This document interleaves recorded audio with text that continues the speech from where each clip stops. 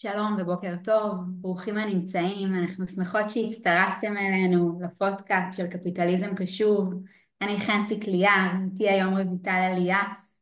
אהלן. אני מאמנת קריירה מוסמכת ומנהלת משאבי אנוש עצמאית עם יותר מ-15 שנות ניסיון בתחום הגיוס וניהול משאבי האנוש, בעיקר בעולמות ההייטק והסטארט-אפים. מאז ומעולם אהבתי את העיסוק בנפש האדם ואת העבודה עם האנשים. התחלתי לאמן באופן רשמי במאי 2021, אך הניסיון שלי בליווי והכוונה של אנשים התחיל כבר לפני שנים רבות. במהלך הקריירה שלי ליוויתי מחפשי עבודה, עובדים, מנהלים ומנכ"לים בדרכם המקצועית, תוך התמקדות בחיבור בין הצד הרגשי והמעשי של ההתפתחות האישית והמקצועית שלהם. השילוב בין הידע המקצועי שלי כמנהלת משאבי אנוש והפרקטיקה שאני מביאה כמאמנת מוסמכת מאפשר לי לספק ללקוחותיי ליווי הוליסטי ואפקטיבי. אני מאמינה שהחיבור לערכים, לחוזקות ולשאיפות האישיות של כל אדם הוא המפתח לשינוי ולהצלחה. התהליכים שאני מובילה מותאמים אישית ומטרתם לעזור למתאמנים לפרוץ גבולות, להתגבר על חסמים ולהשיג את מטרותיהם.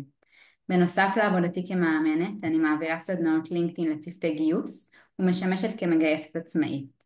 כיום אני גם מגויסת למילואים כחלק מתוכנית מילואים 360 ומלווה חיילי מילואים שאיבדו את עבודתם במהלך המלחמה, מתוך רצון לעזור להם להשתלב מחדש בשוק העבודה. השליחות שלי היא לגרום לאנשים להאמין בעצמם, להתגבר על האתגרים שבדרכם ולהגשים את החלומות שלהם. האימון הוא עבורי ייעוד אמיתי, ואני ממשיכה ללוות אנשים במסע שלהם לעבר שינוי והצלחה. והיום אני נרגשת לארח את רויטל אליאס. היי רויטל. היי, בוקר טוב, איזה כיף להיות פה, ותודה על ההזמנה, חן. אז אני רויטל אליאס, אני יועצת ומאמנת קריירה מוסמכת, אני גם מרצה וכותבת בתחום, מנטורית לפיתוח הקריירה באתר דרושים איי-אל. אני מלווה אנשים פרטיים בצמתי קריירה ככה מאוד מאוד שונים ומגוונים, חיפוש עבודה, שינוי קריירה, הסבה, פיטורים, כניסה לתפקיד חדש, כל אחד ככה מהמקום שהוא מגיע ממנו. הליווי מתבצע בתהליכים קצרים שמשלבים עבודה פרקטית ומנטלית, שיטה שאני פיתחתי ובאמת ככה מוכיחה את עצמה בכל פעם מחדש. תהליכים שבאמת יוצרים שינוי אמיתי בחיים התעסוקתיים, ולא רק. בסוף אנחנו יצורים הוליסטיים, אנחנו ככה מורכבים מהמון המון דברים, וכשאני עושה שינוי בקריירה זה משפיע על עוד תחומים בתוך החיים שלי. אני גם מרצה במוסדות וארגונים שונים, בנושאים שנוגעים לעולמות התעסוקה, ההתפתחות האישית. אני כותבת בנושא קריירה, באתרים, ברשתות. בעבר המקצועי שלי הייתי מנהלת משאבי אנוש במספר ארגונים, עד היום אני ככה מאוד מאוד מחוברת לעולם הזה, וממש ככה חיה ונושמת את עולם העבודה בארץ. בשנה האחרונה אני מתנדבת במיזם תעסוקתי שנקרא עם הפנים קדימה, זה מיזם שמלווה וממש ככה מסייע תעסוקתית גם לתושבים שגרים באזור הלחימה, גם למילואימניקים שסיימו את שירות המילואים שלהם וצריכים ככה לחפש את הדרך שלהם מחדש בשוק התעסוקה. מיזם מדהים עם המון המון סיפוק. רויטל מאמינה שהמקום הנכון בקריירה הוא המקום בו התשוקה והכישורים נפגשים. הקריירה מהווה חלק משמעותי מהזהות שלנו, בעלת השפעה על הסיפוק והרווחה הנפשית שלנו, וחשוב לטפל בה. כשטוב לנו בקריירה זה ישליך גם על יתר מעגלי החיים שלנו. אני אספר לכם שלפני שנה רויטל שבה עם משפחתה ממגורים של שנה בקופנגן, תאילנד. במהלך השנה רויטל ליוותה לקוחות והרצתה מרחוק. בעקבות המסע המשפחתי היא בנתה הרצאה לא שגרתית ומרצה על הכלים שהמשפחה הביאה מתאילנד לחיים יותר שפויים ומאוזנים בארץ. מדובר בכלים שמתאימים לכל אדם, משפחה וארגון. אז על מה נדבר היום? כלים בעקבות השנה של רויטל ומשפחתה בתאילנד, המותאמים לארגונים על מנת לייצר מנהיגות קשובה ותרבות ארגונית מטיבה ותומכת, המובילה לעובדים שבעי רצון ומאושרים. נדבר על כלים שכל עובד יכול לאמץ לביתו על מנת להגדיל את הרווחה הנפשית שלו ושל בני משפחתו, ובעצם על איך להביא את השינוי הזה לתוך הבית, לתוך הארגון ולהפך. אז רויטל, בוקר טוב. בוקר תסבירי לי, טוב. מה זה המודל הזה שאת עובדת איתו? אוקיי, אז אני אשתף. אז אנחנו לפני שנה חזרנו ממגורים של שנה בקופנגן. מי שלא מכיר, אחד מאיי תאילנד הדרומיים, ומבחינתי המדהים ביותר. במהלך השנה הזאת הילדים שלנו למדו במסגרות באי. אני והבן זוג שלי עבדנו מרחוק, שזה בעצם מה שמלכתחילה אפשר לנו את המעבר. בשנה הזאת גם טיילנו, חווינו, טיילנו בתוך תאילנד, צברנו המון המון חוויות. וממש ממש נחשפנו ליכולת לחיות חיים הרבה יותר מאוזנים ושפויים. אני יודעת שמרחוק זה נראה ככה לפעמים בלתי אפשרי, אבל כשחיינו ככה ממש במשך שנה שלמה, הבנו שיש הרבה כלים שאנחנו יכולים להביא איתנו לארץ, כדי שגם לנו וגם לילדים שלנו יהיו חיים הרבה יותר רגועים ומאוזנים במדינה המטורפת שאנחנו חיים בה. ובעצם הבנו שאם זה אנחנו לא הולכים להביא את זה לארץ וליישם את זה, אנחנו מפספסים פה איזשהו משהו. מה שיפה בכלים האלה שהם מתאימים גם ליחידים, גם למשפחות, גם לארגונים. בהקשר הארגוני מדובר ממש בכלים שמדברים את הקפיטליזם הקשוב. וככה, כשהזמנת אותי לפודקאסט, חשבתי על הקשר החזק בין הקפיטליזם הקשוב לבין הכלים שהבאנו מתאילנד. זה כלים שממש ממש יוצרים ובונים תרבות ארגונית תומכת, שכמו שאנחנו יודעים, היא ממש ממש אחד מאבני היסוד של קפיטליזם קשוב. וואו, זה נשמע מדהים, בטח בימים כאלה. כן, לגמרי. ואני ממש אשמח לשמוע קצת יותר על הכלים שמתייחסים בטח. למודל. אוקיי, אז כמו שאמרתי, בעצם המטרה של המודל היא ממש ממש ככה לאפשר חיים שהם הרבה יותר שפויים ומאוזנים בארץ, בתוך הבתים שלנו, בתוך הארגונים שאנחנו עובדים בהם.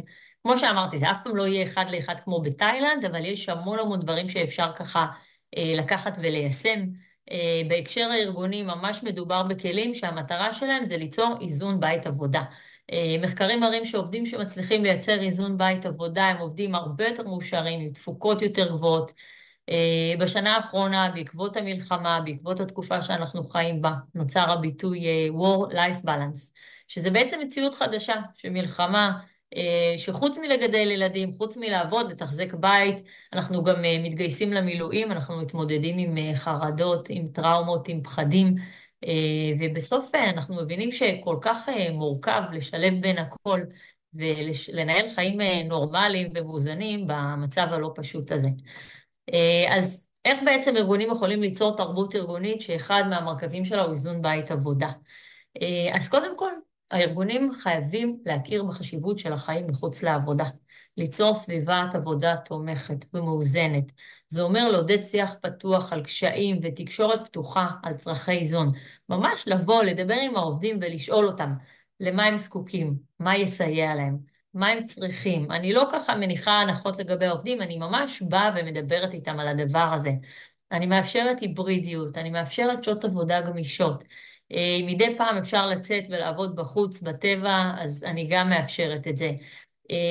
נורא נורא חשוב, אנחנו מסתכלים על תפוקות ולא על שעות. תרבות ארגונית שבאמת אנחנו לומדים לכבד את הזמן הפרטי של העובד. זה אומר שאם אנחנו עובדים, ארגון עובד עד שעות אחר הצהריים, אז בשעות הערבים אין שיחות, אין מיילים ואין ישיבות גם אחרי שעה מסוימת.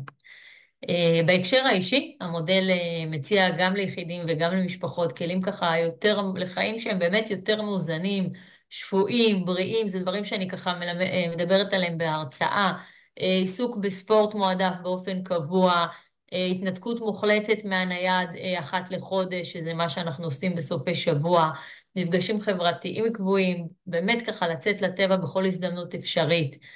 הפחתה בצריכה של מידע, של אקטואליה, לא רק בתקופת מלחמה, הקפדה על זמן אישי וזוגי, הודיה ברמה היומית, הסתייעות בעזרה חיצונית שנוגעת לאוכל, כביסות, ניקיונות, כל אחד כמובן בהתאם לתקציב שלו, הקפדה על מספר מסוים של שעות שינה, הימנעות ממקומות דומים, חמלה עצמית ועוד ועוד המון המון כלים שהבאנו איתנו מהמזרח פה לארץ.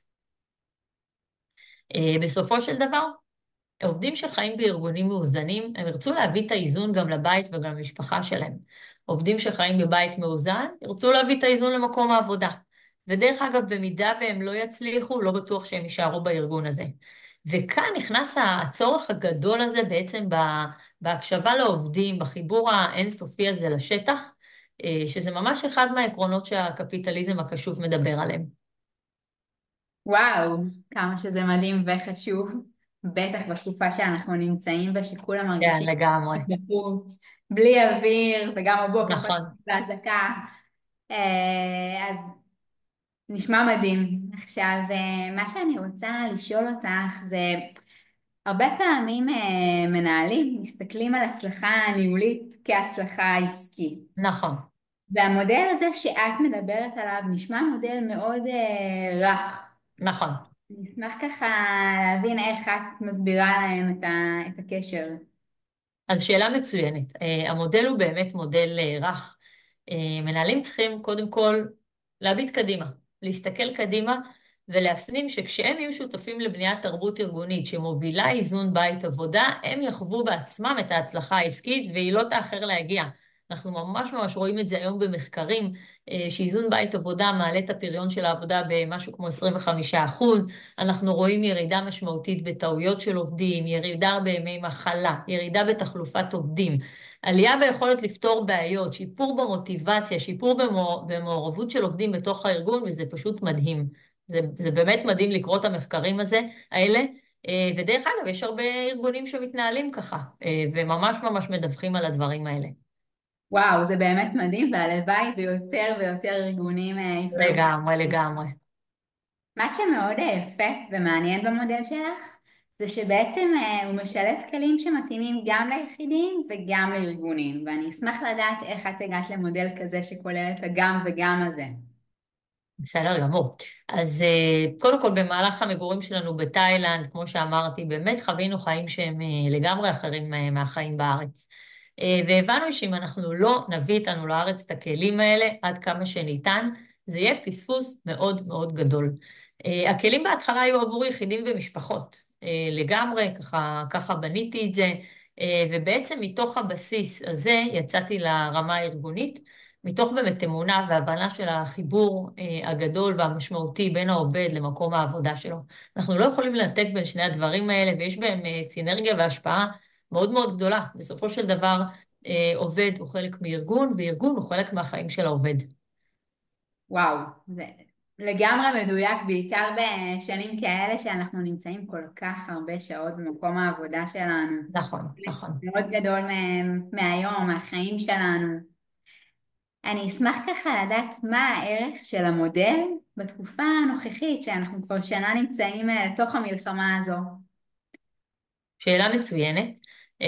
אז אני אגיד שככה באמת המודל מתאים לכל תקופה בחיים, ועוד יותר בתקופה הנוכחית, שבעצם אנחנו נדרשים להתמודד עם התמודדויות שהן הרבה יותר משמעותיות בגלל המלחמה. הרבה אנשים נמצאים במילואים, מתנדבים בכל מיני מקומות, כמו שאמרתי, התמודדויות עם חרדים, עם חרדות, סליחה, עם פחדים, גם של ילדים, גם של הורים. בתקופה הזאת יש לה כלים לחיים יותר מאוזנים, משמעות שהרבה הרבה יותר גדולה, ממש כפולה, וגם לאיזון בית עבודה, שכמובן מתאפשר לנו מצד הארגון. את יודעת, אנשים אוהבים פרקטיקה, הם אוהבים לדעת איך נכון, כאן אני לוקחת את הכלים האלה ומיישמת אותם כבר היום בחיים שלי. אז נכון. בואי תתני לי איזושהי דוגמה איך את מיישמת את המודל. בטח. אז קודם כל, כמו שאמרתי, אני מלווה לקוחות פרטיים, וכמובן, כמובן שהכלים האלה באים לידי ביטוי בפגישות שלי עם הלקוחות, גם בהרצאות. בהרצאות יש גם עובדים, גם מנהלים. ואני אתן דוגמה, יש לי לקוחה שמצאה עבודה, מנהלת, ואנחנו בקשר. ליוויתי אותה ככה גם בכניסה לתפקיד, ומסתבר שככה החברה שהיא נכנסה אליה היא חברה מקסימה עם אנשים עם אנשים מדהימים, אבל התרבות הארגונית ממש ממש בלתי אפשרית. אין שם איזון בית עבודה בגרם, שזה אומר ישיבות ב9 בערב, אין שום התחשבות בחיים הפרטיים של העובדים, ודיברנו על כך שהיא כמנהלת בחברה תתחיל לתת דוגמה אישית, תתחיל להציב גבולות. להראות שזה אפשרי, מה שנקרא להדביק עוד כל מיני מנהלים בתובנות האלה. כי בסוף אנחנו יודעים שגם עובדים וגם מנהלים יכולים להיות סוכני שינוי של איזון בית עבודה. זה אומר להשמיע את הקול שלהם, זה אומר להציף את הדברים, לדבר עליהם, להציע רעיונות, להרים דגלים. לעובדים שחיים דרך אגב באיזון בית עבודה באיזון בתוך הבית הפרטי שלהם, יש המון המון ערך וידע להביא לתוך הארגון שלהם. וכן, לפעמים אנחנו כעובדים, אנחנו כמנהלים, מתחילים להוסיף את הדברים, להביא אותם לתוך הארגון, ודברים משתנים ודברים זזים. כשיש אוזן קשבת, אפרופו קפיטליזם קשוב, אפשר הרבה יותר להוביל שינויים וככה להביא אותם לידי ביטוי. וואו, זה כל כך חשוב ומשנה חיים. לגמרי. עכשיו, תגידי, לגבי ההרצאה שלך, שנשמעת כל כך מסקרנת וחשובה, למי יכולה להתאים? לאיזה סוגי אוכלוסיות? אילו ארגונים יכולים לשאוב ממנה? אוקיי, אז ההרצאה באמת, מה שנקרא, מתאימה לכולם ללא יוצא מן הכלל. היא נותנת כלים גם ברמת הפרט, גם ברמת הארגון, בעצם לחיים מאוזנים.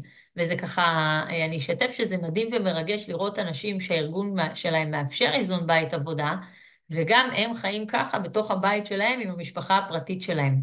יש פה ממש סינרגיה, שני דברים שמזינים אחד את השני. אנשים ממש משתפים אותי שהחוויות החיוביות בבית מעשירות את היכולת שלהם בעבודה. והאיזון בעבודה תורם לשמחת החיים בבית. זאת אומרת, זה חיבור שהוא ממש חשוב ומאוד מאוד משמעותי.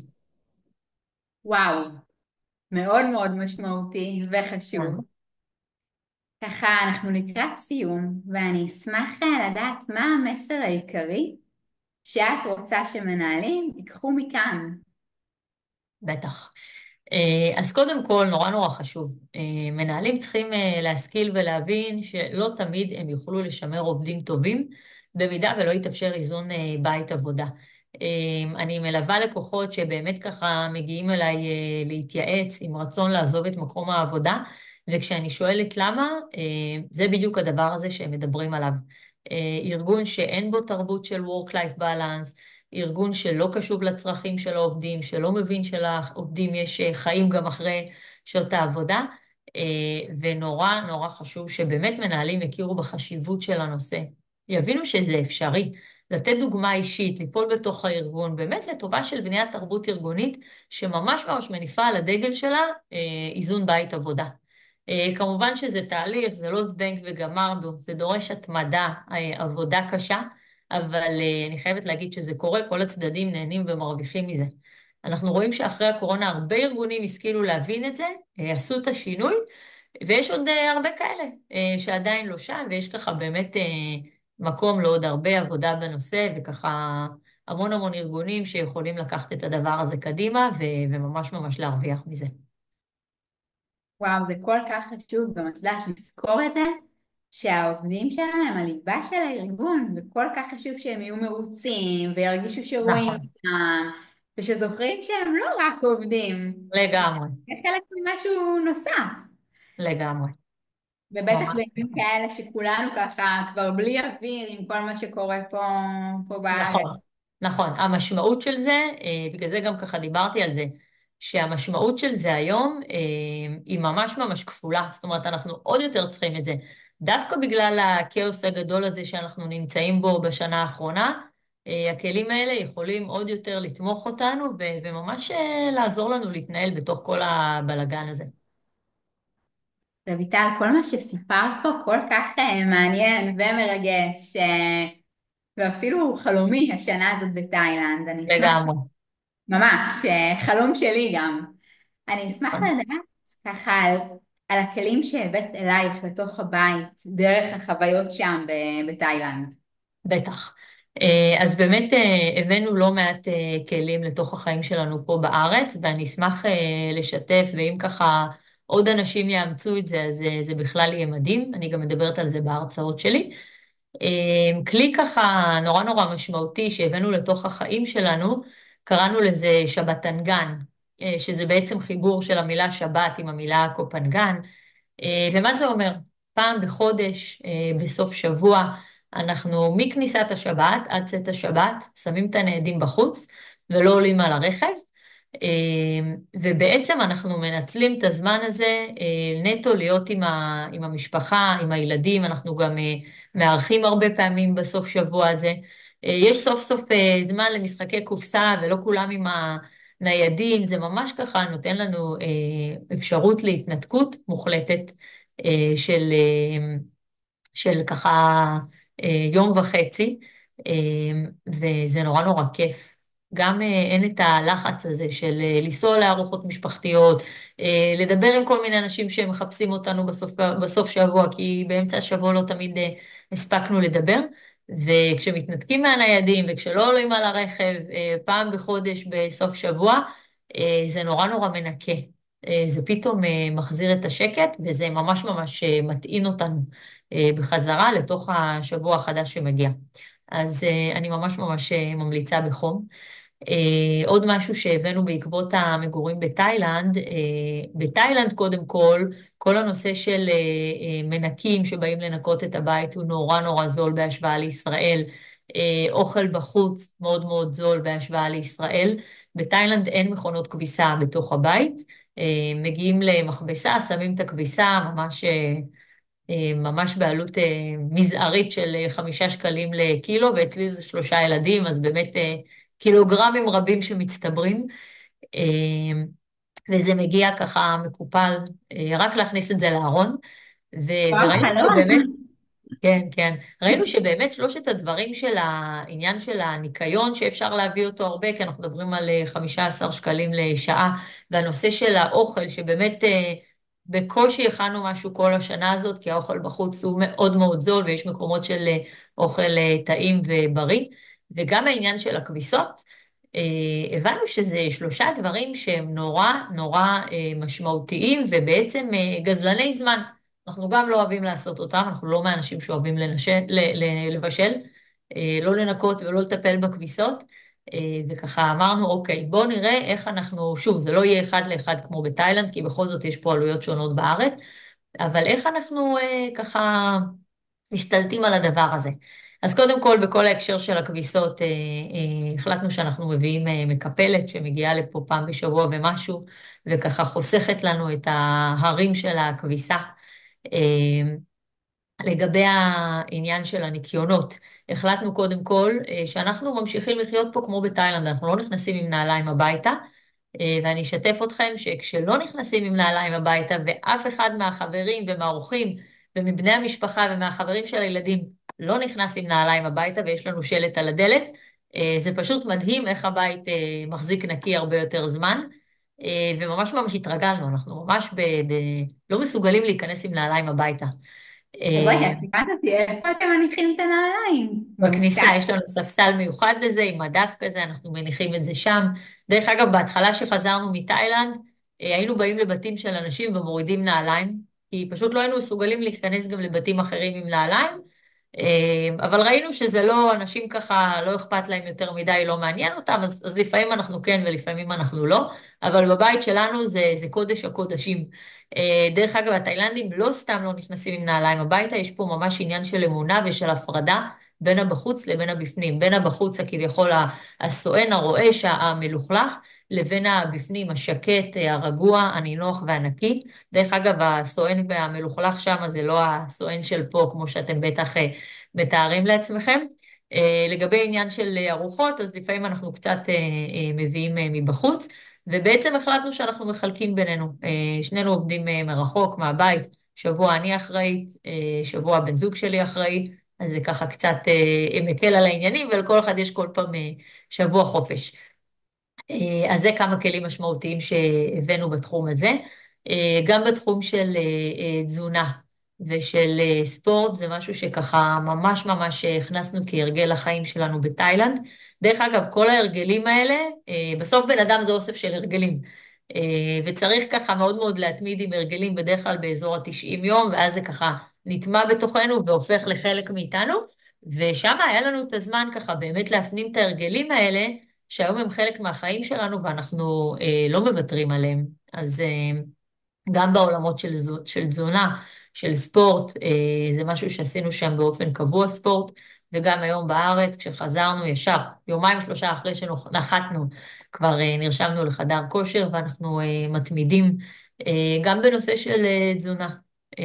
מאוד מאוד הקפדנו שם, השתדלנו ככה לאכול במקומות שהם יותר טריים, נקיים, בריאים, פחות סוכר, פחות גלוטן, וזה משהו שככה ממש ממש הבאנו איתנו ארצה ואנחנו מקפידים עליו.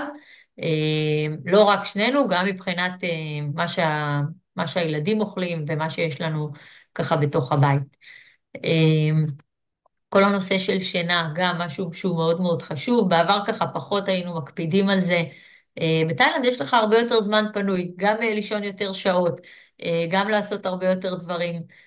שוב, בגלל האבנים הכבדות של האוכל, של הכביסות, של הניקיונות ועוד כל מיני דברים שלא התעסקנו בהם. אז גם שעות שינה זה משהו שאנחנו ככה ממש ממש משתדלים להקפיד על מספר שעות שינה מסוים בארץ. ובעצם אני חייבת להגיד שכמו שאתם רואים, באמת בכל אחד מהמעגלי חיים עשינו איזשהו שינוי, והדברים כל הזמן משפיעים על אחד על השני והם בסינרגיה. עכשיו, יש תקופות, כמובן, אנחנו לא רובוטים, אנחנו בני אדם, אז יש תקופות שיש משהו אחד שאנחנו פחות עליו ויש משהו אחר שיותר, אבל אנחנו כל הזמן במודעות וכל הזמן ככה לומדים ומתקנים, לומדים ומתקנים. גם אנחנו, גם מול הילדים, שזה באמת, יש פה הרבה עניין של דוגמה אישית שלנו מולם, גם בנושא של הספורט, גם בנושא של השעות שינה, גם בנושא של התזונה. אני תמיד אומרת, אנחנו יכולים לשבת ולהרצות לילדים שלנו מפה עוד הודעה חדשה, אבל יש המון המון המון משמעות לדוגמה האישית, ושם אנחנו ככה באמת משתדלים להתמקד כמה שיותר. אז זה ככה בגדול מבחינת הכלים שהבאנו.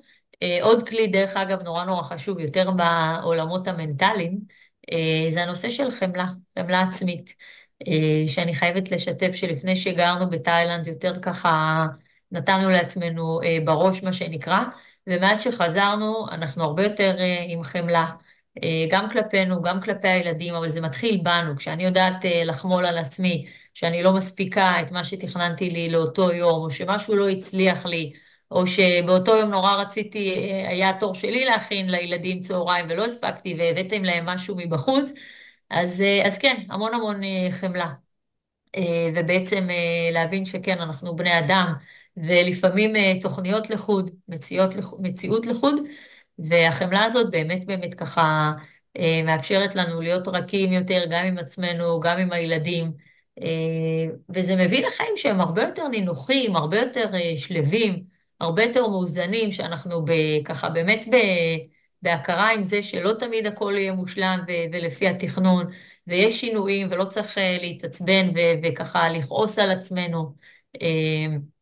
אפשר לחמול, תמיד יש את מחר, גם משהו מאוד מאוד משמעותי שהבאנו איתנו משם, תמיד יש את מחר ושום דבר לא יברח, בסופו של דבר אנחנו לא מנתחי מוח בחדר ניתוח שנינו, ומה שאנחנו לא מספיקים, אז יש את מחר ויש עוד ימים ושום דבר לא יברח, וגם זה עוזר באמת ככה לחיים שהם יותר שפויים, יותר רגועים, ולא כל הזמן המחשבות האלה בראש של לא הספקתי וכמה נורא שלא הספקתי ואולי אני אפתח את הלפטופ ב-12 בלילה, אז אין אצלנו כבר את הדברים האלה.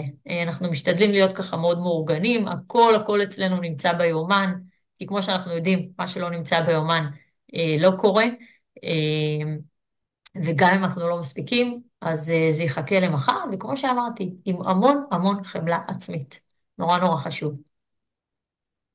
אז זה ככה מדהים, בגדול. זה נשמע כמו טיול משנה חיים. וואו, כן, פשוט לגמרי, וואו. לגמרי, כן. חוויה שאנחנו לוקחים אותה איתנו הלאה, אה, באמת מאוד מאוד משמעותית. נשמע שממש זכיתם בזה, בכלים לחיים, ושהמתאמנים והמאזינים וכל מי שמגיע להרצאה זוכה, גם. נכון, נכון, כן, ההרצאה היא מאוד משמעותית, כי היא באמת מראה שאפשר לחיות אחרת, גם בבתים הפרטיים שלנו, כיחידים, כמשפחות, וגם בתוך ארגונים.